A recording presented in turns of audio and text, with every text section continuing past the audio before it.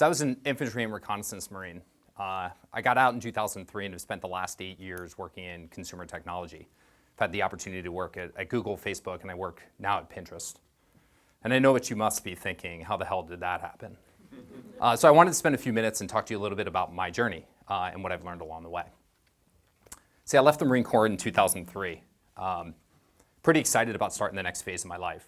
I had studied engineering in college.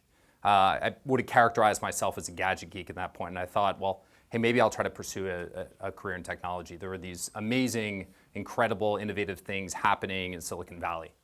And so I moved up to Northern California to pursue that dream. And to be honest, those initial conversations were pretty discouraging. I didn't get too many calls back. I didn't get too many interviews. I didn't get great feedback from the companies that I was interviewing with. And I pretty quickly came to the conclusion that there weren't opportunities for me in technology, that the experience and skills that I had learned in the Marine Corps, that I had learned in college, weren't necessarily relevant in tech. But over time, through some good luck and patience and help from folks along the way, I learned that that initial impression was wrong. So I wanted to tell you a little bit about my experience in that journey and what I've learned along the way. And I wanted to start by talking a little bit about technology companies, about the different phases they go through as they're founded and as they start to think about growth. And the first phase for consumer technology companies is a phase that Mark Andreessen, a really well-known entrepreneur and venture capitalist, articulates as getting to product market fit. And so what I'm showing here is Pinterest, the company I work at now, our growth for the first couple of years. This shows 2011, and if you extend back to when the company was founded in 2009 and 2010, the line is really flat. We didn't have any users. And when you're focused on product market fit as an entrepreneur, it's all about figuring out how do you build a product and experience that adds value that people will actually use. Usually this is small teams of entrepreneurs working together to try to create something new and innovative to solve a problem that hasn't been solved before. And when you think about the characteristics of these teams, of these companies, you think about innovation. You think about folks who have a real vision. You think about folks who really understand, have a deep understanding and passion for technology, who persevere, who are persistent, and have some luck along the way.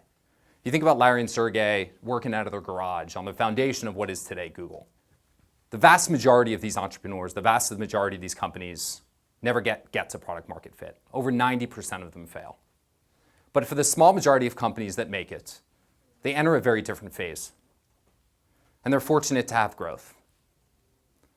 We were one of those companies. So in late 2011, 2012, we got to product market fit. People started to use our product.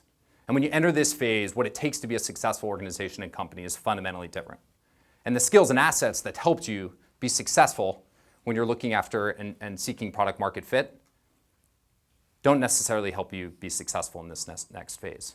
Now it's about understanding how do you grow and build a business? How do you build a company? How do you take that initial innovation and create a culture of sustained innovation? And how do you build a successful company around it? There's this myth in Silicon Valley.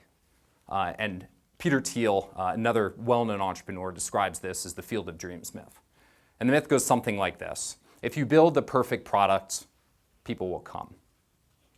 If the product is so intuitive and so well designed, it always works perfectly. People never have questions. Your customers line up to hand you money. But in reality, it's not quite that simple. It's actually much more difficult than that.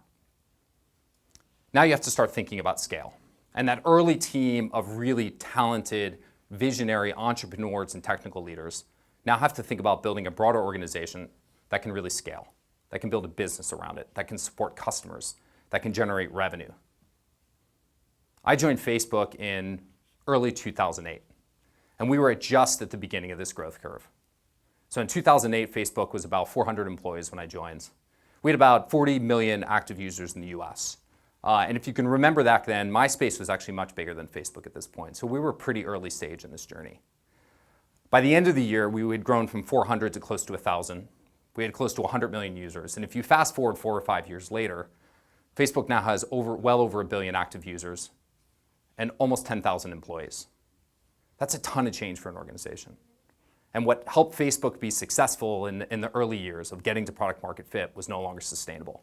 People sometimes ask me what was Facebook like in those days, and I think some people generously describe it as controlled chaos. I think that's about half right. For me, I had a slightly different impression. It was like the Lord of the Flies. Most of the people there, of those 400 employees, 75% of them had been there for less than a year. You had brand new teams that didn't exist before. You had customers all of a sudden who were using the product outside of the US.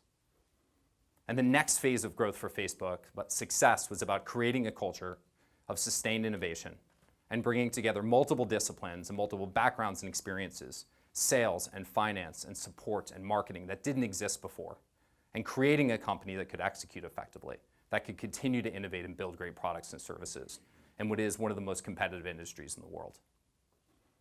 And that brings me to a set of skills and experiences that I think are undervalued and underappreciated.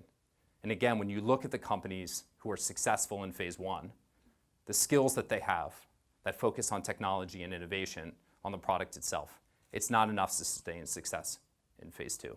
And for most organizations and most companies, it takes them too long to realize that what they're missing most in that second phase is trying to figure out how do you create an environment where you have massive growth and bring people together under an aligned vision, people with multiple backgrounds in different disciplines working together in an environment where you can sustain and grow your culture, where you can continue to innovate, where you can deliver a great experience to growing customers around the world.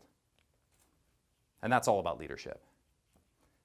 And that may sound like a really obvious point, but it took me a long time to realize that those skills and experience that I learned in the Marine Corps were just as relevant at Facebook, and Google, and Pinterest as they were on the battlefield. And that brings me to a point that I believe deeply in, and that we're investing in a ton of Pinterest. I believe that leadership is universal. Whether you learn how to lead in the military, in government, in education, those principles, skills, and experiences are relevant in any context where people need to be led. And so we spend a lot of time now at Pinterest. We're growing really fast. We will double this year. We will likely double next year. We're fortunate to be in that second phase of growth. And so we're trying to stay ahead. We invested really early in identifying and training leaders internally, and identifying leaders externally who had been through those experiences, who could bring a diverse perspective and bring leadership to help us scale and create a great company. And I talk a lot to people in the Valley to try to get the word out. As you start to think about building a great company in an environment that is incredibly dynamic, that is incredibly fast-paced, where you need to bring together multiple disciplines and multiple perspectives, it's all about identifying and finding leaders early. So if you've had the privilege and the opportunity to lead, whether it's in the military, in some other domain, recognize that asset, recognize that privilege, and make the most of it. Thank you.